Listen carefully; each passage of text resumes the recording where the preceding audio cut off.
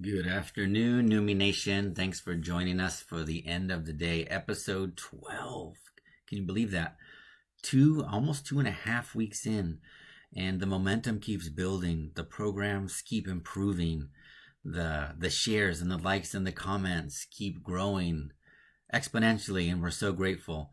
We can't wait to keep evolving this platform and meeting your needs exactly where you are as a parent, as a teacher, and of course the students throughout the day with our programming.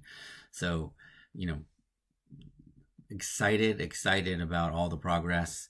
We know you've been patient with us as we work through technical challenges. We did not begin this endeavor as recording artists or experts. As I mentioned before, we went home a couple of weeks ago with our computers in our bags, not knowing we were about to launch a new TV platform. And so we're all doing the best we can with limited technology. That being said, we can't wait till we have the opportunity to upgrade technology and perfect things like sound and lighting and graphics and things like that, just to make the experience even more rich for you and your kids. That's really what it's about, right? Like, how can we engage the kids? How can we support you as parents, teachers? How can we empower you? That's really our objective and what we're trying to get to at a global level, at a worldwide level. So zooming in a little bit though, like we're here, New Minds is here based in Texas, and we just this afternoon, a press release came out that our governor has announced an extension of the social distancing measures through the end of April, and that Texas schools will be closed through May 4th. So if you're just getting this news, it can be a little overwhelming, right? Like we all kind of like were able to bear down for a couple of weeks, and with some flexibility and versatility, we've been adapting and growing. But wow, that just kind of hits you. It's March 31st, friends, those of you watching live today, which means at a bare minimum, one more month of this kind of shelter in place. And that's Texas, and I know many other parts of the world are in the exact same boat. I know across the US, most states are going to be in that same situation. Some countries are a little bit further along the process than the US, so you may be coming out or about to come out a little bit sooner. But either way, I think it's going to put a whole new perspective on the situation of the homeschool. It's one thing to just kind of bear down and manage something for a couple of weeks, kind of like triage mode, right? But when it's crystal clear that the reality is that we're talking for sure another month, I think that puts things into a deeper, more clear perspective that, wow, we need some tools. We need some tools. As one parent put it to me this week, I don't have an education degree. I didn't spend years in the classroom. I don't even know the basics about education, about behavior management, about curriculum design, about lesson delivery, about developmental psychology. And that kind of struck me. I mean, of course, it's obvious, right? Not many people do have all those qualifications unless they're teachers. But it just kind of struck me that, yeah, there are lots of things that we as teachers and educators, and at New Minds we call ourselves inspirators, that we take for granted about how kids learn, about how to structure information, about how to scaffold learning, that parents just don't know. It's not their fault. They don't have the expertise. So I've realized more than ever the importance of Mr. Justin's opening the day, Miss Kristen's Parent Power Hour, and then this little closing that I do every day. I've realized how important a role we could play for you in sort of empowering you in little pieces and bits and pieces, right?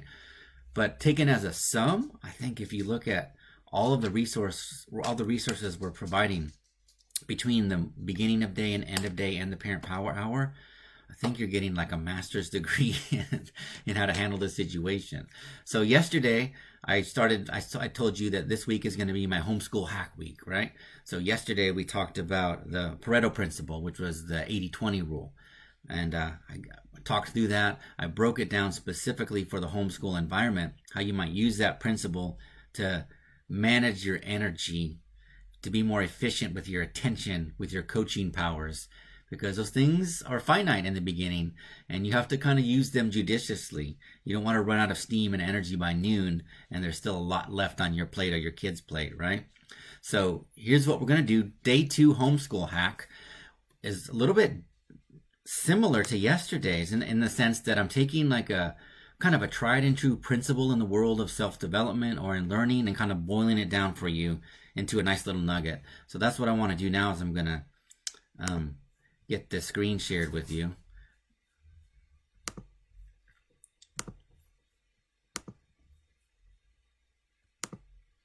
Okay, here we go. So today's principle is called 25 to Thrive. And really, it's an adaptation or it's a breakdown of a well-known method called the Pomodoro technique. So this was, it's been around since the late 80s, right? And the guy who invented it called it the Pomodoro because he just happened to use a timer. I guess technically they're called egg timers, but his just happened to be the shape and form of a tomato. And as you may or may not know, Pomodoro means tomato in Italian. Actually, I spoke a little Italian this afternoon from the vault session. I want to go back and catch Mr. Ben speaking Italian. But here's the principle. It's super simple. So the founder said, okay, look, according to this brain research and my experience and all the literature out there on our attention spans and how long we're able to concentrate productively, he said, a 25-minute chunk is the ideal chunk of time to be hyper-focused on a single task before you kind of like either fade. Anything less, like for a functioning adult, right? Anything less, you're not able to get deep enough, and anything more, you're losing. It's kind of like the point of diminishing returns, where your attention's starting to wane a little bit and your productivity goes down. So he invented this method called the Pomodoro technique, and it's super simple but powerful. Okay, here's the theory. You look at the task in front of you and you analyze it first. This analysis part is really important. And you ask yourself, okay, how many 25-minute chunks is this task going to take me? And you just label those Pomodoros, right? So I think this white paper I've got to write is going to take me about 3 Pomodoros, right? So then you kind of mentally frame it. You set some kind of timer, and you make that time absolutely uninterrupted. And so that's why nowadays, in this era of multitasking and bazillions of notifications flashing at us on all our apps, that's why this is especially hard, but especially fruitful when you actually do it. So there are actually fancy apps out there that you put on your computer that will actually shut down all other tasks to not allow the interruptions, right? So you can do it that way, but it can be as simple as a timer. You can use the timer on your phone, your watch, whatever, old school, like the Pomodoro timer, whatever it takes. You set that timer for 25 minutes and you work through that entire 25 minutes. You kind of like force yourself to stay on task for those 25 minutes. When you finish, you put a check mark on a piece of paper. For some reason, that seems to be really important, because like if I said in my example, this task is 3 Pomodoros, then those check marks are kind of like my progress, right? 5-minute break in between. And this is when it's okay. Like, yeah, check Facebook, get a snack, walk around, pet your dog, do whatever you got to do, browse the news. But in 5 minutes, come back for that next Pomodoro. And after a longer set of Pomodoros, like let's say you've done 3 or 4, longer break, 30, 45 minutes, whatever it might take. Maybe it's your lunch break, right? Okay. So that's, in a nutshell, that's the Pomodoro technique. Now, here's the thing. That 25 minutes is based on kind of like a high functioning or a fully functioning adult brain attention span. So I wanted to adapt this concept for homeschool. So let's take a look at, what does the research say about the attention spans of our kiddos? How long should a Pomodoro be for our kids? And like many things, the research varies incredibly. Okay. One rule of thumb that you see out there is 5 minutes of attention per year of a child's age. Okay. Yeah. As a rough formula, you can look at it that way. Another piece of research gives these ranges here that I listed, like a 10-year-old, 20 to 30 minutes is about your max. 16-year-olds, 30 to 48 minutes, right? But there's so many variables there. It varies from person to person. It depends on the task, etc. My opinion, working many years with elementary age kids, I would say upper elementary kiddos, I would keep that Pomodoro to about 15, maybe 20 minutes tops. I wouldn't go the full 25. 15 is kind of nice because 4 of them make an hour. For lower elementary, I would say maybe 12 to 15 minutes. Maybe 12 minutes is good. And you take this concept, and based on your child, based on your experience with your child, and what you've seen over the last few weeks in this homeschool environment, create that unit called the Pomodoro for them, right? And what is their Pomodoro? And then here's the method. Here's the hack, all right? So 25 to Thrive was the clever title of this hack, but of course what I'm telling you is make it less than 25, so it kind of ruins the rhyme. But still, the concept is here. So here's how I'm kind of adapting and hacking this for your homeschooling environment, right? So once you've defined that Pomodoro for your kid, like let's say you decide it's 15 minutes, okay? Analyze the task in front of you, and if you go back to yesterday, catch my hack on how to look at your daily tasks and just focus in on that 20% that are going to be the most effective. But assuming that you've done that, now you have a particular task in front of you. Take a look at it. And in the beginning, it might take some guessing and analyzing and a feedback loop to see how accurate you were. But eventually, you'll be able to look at one of your child's tasks and estimate how many Pomodoros it's going to take. So analyze the task. Estimate how many Pomodoros, set that right from the get-go with your kiddo, okay? Like, hey, I think this is going to take about 4 15-minute Pomodoros, okay? So we're going to start number 1. Here's step 2. We're going to set a timer for your Pomodoro. So here's the 15-minute timer. Remove all of the distractions. Boom, go.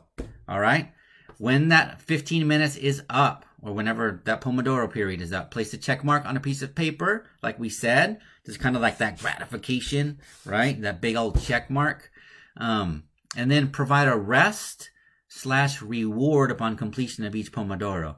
Now, we don't want to fall into this trap of kind of like behaviorism, where they get a cookie for every Pomodoro they finish, right? So let's not slip into that trap.